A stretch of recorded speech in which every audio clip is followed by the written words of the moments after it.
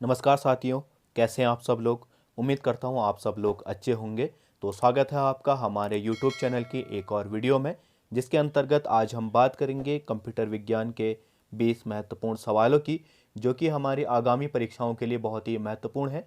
इस सीरीज़ की और भी वीडियो आ चुकी हैं, अगर आपने नहीं देखी तो आप चैनल में जाके उनको देख सकते हैं।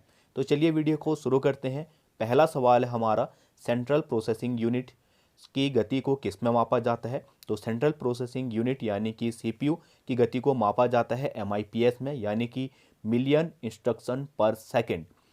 अर्थात हम कह सकते हैं यहाँ पे कि किसी कंप्यूटर को पर सेकंड में दिए जाने वाले इंस्ट्रक्शन को ही क्या कहा जाता है, उसकी गति कहा जाता है।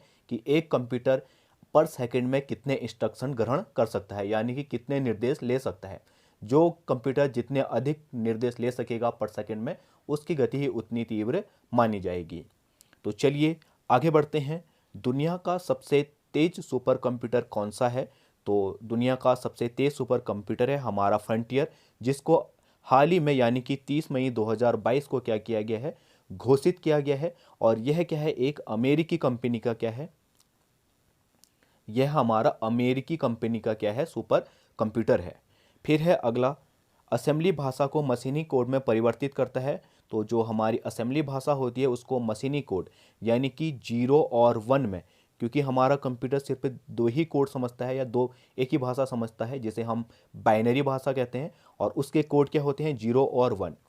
तो जो भी हम भाषा प्रयोग करते हैं कंप्यूटर में, मान के चलिए असेंबली भाषा है, उसको परिवर्तित करने के लिए कौन सा जो सॉफ्टवेयर है या जो प्रयोग किया जाता है उसको क्या कहते हैं, हम असेंबलर कहते हैं। अगला सवाल है, मेमोरी और एएलयू के मध्य डाटा का अंतरण करता है। तो मेमोरी और एएलयू के मध्य डाटा का अंतरण किया जाता है कंट्रोल यूनिट द्वारा। देखिए, जो हमारा कंप्यूटर की कार्य पद्धति होती है उसमें मेन जो भूमिका निभाता है वह सेंट्रल प्रोसेसिंग यूनिट निभाता है। मैं एक डायग्राम के माध्यम से आपको समझाता हूँ। ये क्या है, हमारा कार्य पद्धति है किसकी, कंप्यूटर की। सबसे पहले जो मेन होती है, सबसे पहली होती है हमारी मेमोरी, मेन, इसको क्या कहते हैं, मेन मेमोरी। फिर आ जाता है हमारा सीयू, कंट्रोल यूनिट। फिर आ जाता है हमारा एएलयू, अर्थमेटिक लॉजिकल यूनिट। ठीक है। और जो मेन मेमोरी होती है वह किससे जुड़ी होती है, सेकेंडरी मेमोरी से। यहाँ पे कौन सी आ जाएगी, सेकेंडरी मेमोरी। फिर ये जो चीज़ें होती हैं ये किससे जुड़ी होती है, इनपुट से। यहाँ से कोई भी प्रोसेसिंग जाएगी तो वह किस में जाएगी, हमारा इसमें। ठीक है। तो यहाँ पे जो भी हमने इनपुट दिया, इनपुट माने हमने जो भी कंप्यूटर को निर्देश दिए वह हमारा सीपीयू में गए। तो सबसे पहले कहाँ जाएगी, हमारा मेन मेमोरी में। देखेगा मेन मेमोरी में जो कार्य होगा मेन मेमोरी में संचालित होगा। फिर जो भी चीज़ें हैं, जैसे हमने अर्थमेटिक लॉजिकल यूनिट का प्रयोग करना है तो एएलयू करेगा। तो ये कहाँ जाएगा, सबसे पहले एएलयू में। सीयू में जाएगा, फिर सीयू से एएलयू में जाएगा। एएलयू में जैसे ही वो गणना पूर्ण होगी तो गणना कहाँ भेजेगी, सीयू में। सीयू कहाँ भेजेगा, मेमोरी में। और मेमोरी से फिर यहाँ से कहाँ आ जाएगा, हमारा आउटपुट आ जाएगा। ठीक है। यह डायग्राम बहुत ही समझ में नहीं आ रहा है इसमें, तो मैं इसके लिए अलग से डायग्राम यहाँ स्क्रीन में डाल दूंगा। ठीक है। तो ये क्या है, हमारा कार्य पद्धति है किसकी, कंप्यूटर की। तो जो हमारा एएलयू है और हमारा मेन मेमोरी है उसके बीच मध्य में कौन है, सीयू। इनके बीच डाटा अंतरण कौन कर रहा है, कंट्रोल यूनिट कर रहा है। तो चलिए आगे बढ़ते हैं। टीसीपी का क्या अर्थ है, टीसीपी का अर्थ है हमारा ट्रांसमिशन कंट्रोल प्रोटोकॉल। यह मतलब होता है क्या है, यह जो हमारा इंटरनेट है उसमें जो भी नियम है उसका क्या है, एक समूह है। प्रोटोकॉल मतलब होता है नियमों का समूह। चलिए फिर है अगला सवाल, दो अलग बेस प्रोटोकॉल वाले नेटवर्क को जोड़ने के लिए किस डिवाइस का प्रयोग किया जाता है। तो वह किया जाता है हमारा गेटवे का। गेटवे जो है एक हार्डवेयर डिवाइस है जो कि क्या करता है, दो कंप्यूटरों को जोड़ने का काम करता है। जैसे बहुत से लोगों ने मॉडेम देखा होगा। मॉडेम क्या करता है, यहाँ पे पोर्ट होते हैं ऐसे, ये एक नोड को जोड़ने के, एक मतलब कि एक कंप्यूटर को जोड़ने के काम, ये दूसरे कंप्यूटर को जोड़ने के काम। इसको क्या कहते हैं हम, गेटवे। गेटवे मुख्यतः किसका काम करता है, एक गेट का काम करता है, घर के गेट के जैसा, जो क्या करता है, दो कंप्यूटरों को आपस में जोड़ने का कार्य करता है। ठीक है। चलिए अब बढ़ते हैं आगे को। लाइनक्स कर्नाल पर आधारित ऑपरेटिंग सिस्टम है। तो जो जितने भी हमारे एंड्रॉयड फ़ोन होते हैं उसका जो ऑपरेटिंग सिस्टम होता है यानी कि एंड्रॉयड ऑपरेटिंग सिस्टम वह किस पर आधारित होते हैं, लाइनक्स कर्नल पर आधारित। इसके सिवाय महत्वपूर्ण जो हमारे मोबाइल के ऑपरेटिंग सिस्टम है वह जैसे आईफोन है उसका क्या है, iOS है। ठीक है, ये अभी वर्तमान की बात करें तो एंड्रॉयड और iOS क्या है, मेन ऑपरेटिंग सिस्टम है मोबाइल के। इसके सिवाय एक बार नोकिया ने विंडो को भी लॉन्च किया था as a operating system mobile में। अगला सवाल है हमारा, फायरवॉल का क्या कार्य है। तो फायरवॉल का कार्य है हमारा कंप्यूटर को सुरक्षित करना। देखिए एक ये वॉल है हमारा इंटरनेट और किसके मध्य, कंप्यूटर यूजर के मध्य। ये मान के चलिए यूजर है, इनके मध्य एक वॉल है जिसको हम क्या कहते हैं, फायरवॉल कहते हैं। ये क्या करता है, इंटरनेट से जो भी हमारी सूचनाएं आ रहे हैं उसको डायरेक्ट यूजर तक ना पहुंचा कर किसमें, एक वॉल के माध्यम से उसको क्या कर देता है, फिल्टर कर देता है। जैसे कोई हैकर है वह उसको पहले क्या कहाँ घुसना पड़ेगा, वॉल में घुसना पड़ेगा। जब वह वॉल को या फायरवॉल को ब्रेक करेगा तब जाके ही वह आपके कहाँ कंप्यूटर में घुस सकता है। तो मुख्य रूप से यह क्या करता है, कंप्यूटर को सुरक्षा प्रदान करता है।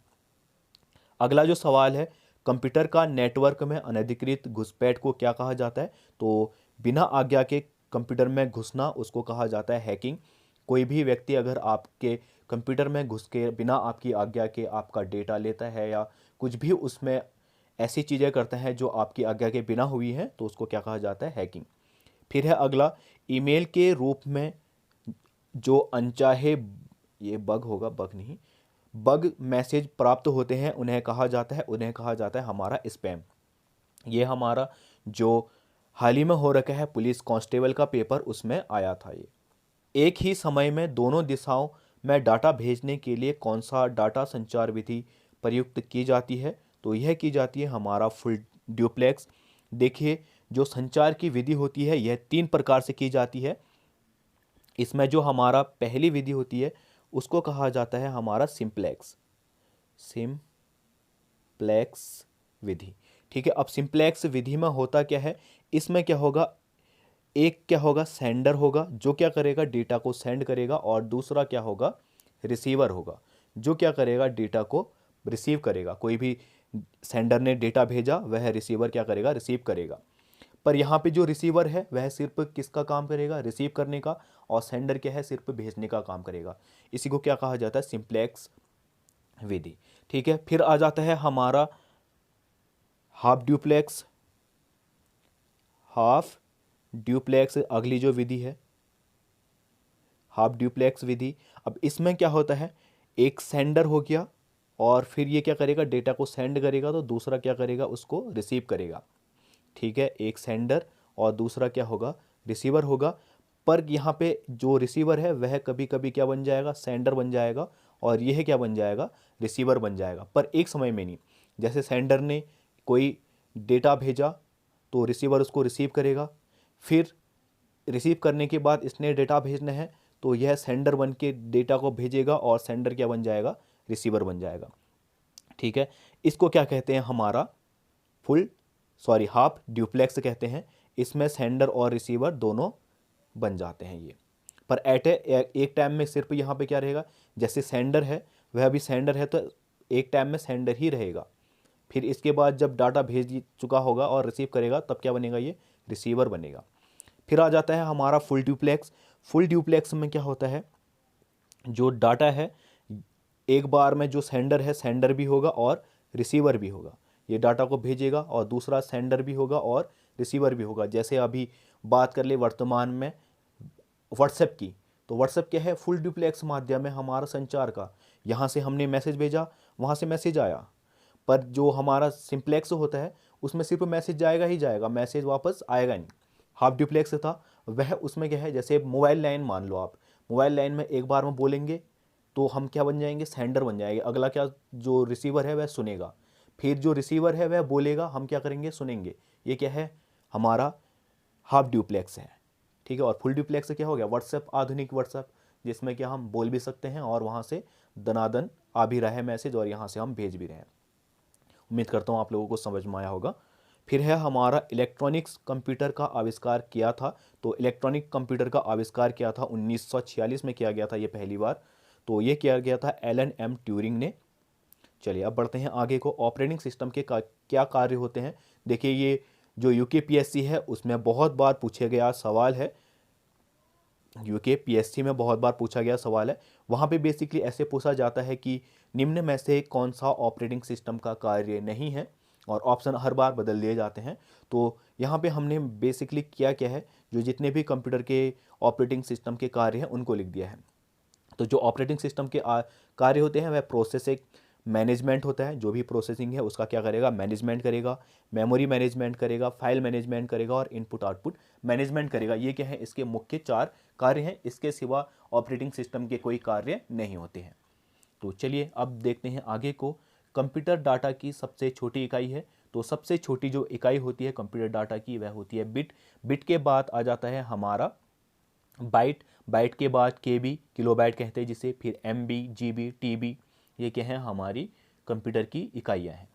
चलिए अब देखते हैं आगे को। आधुनिक कंप्यूटर की खोज सर्वप्रथम हुई थी, तो यह हुई थी 1946। मैंने बताया था एलन ट्यूरिंग ने क्या की थी, कंप्यूटर की खोज की थी। ठीक है, फिर है कंप्यूटर में टास्क बार कहाँ स्थित होता है, तो जो कंप्यूटर है उसमें टास्क बार स्थित होता है हमारा स्क्रीन के नीचे। देखिए बहुत बार जैसे ये कंप्यूटर की डिस्प्ले है, तो इधर पे एक ऑप्शन होता है जहाँ पे सर्च का ऑप्शन दिया रहता है, फिर उसके बाद ऐसे एक क्या होती है, लाइन होती है। जैसे हमने कोई प्रोग्राम मिनिमाइज किया तो वह कहाँ आ जाता है, हमारा टास्क बार में। एक प्रोग्राम या एक टास्क किया वह उसको मिनिमाइज किया, वो टास्क बार में आ जाएगा। फिर कोई दूसरा प्रोग्राम हमने खोला, वह भी क्या आ जाता है, टास्क बार में।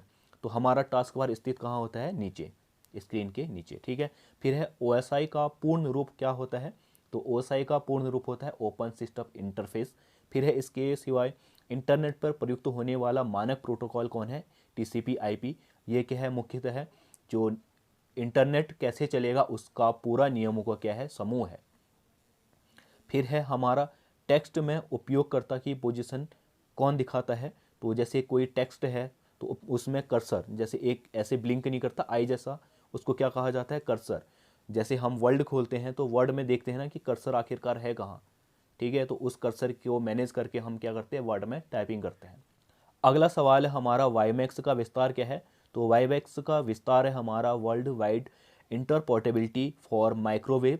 बेसिकली ये है क्या, ये हमारा वाईफाई के समान ही है, जो क्या करता है, वायरलेस नेटवर्क को प्रोवाइड करवाता है। ठीक है, तो आज के वीडियो में इतना ही। उम्मीद करता हूँ आपको वीडियो पसंद आई होगी, और अगर यहाँ तक पहुँच गए हो तो चैनल को सब्सक्राइब करके ज़रूर जाना। मिलते हैं अगली वीडियो में, बाय।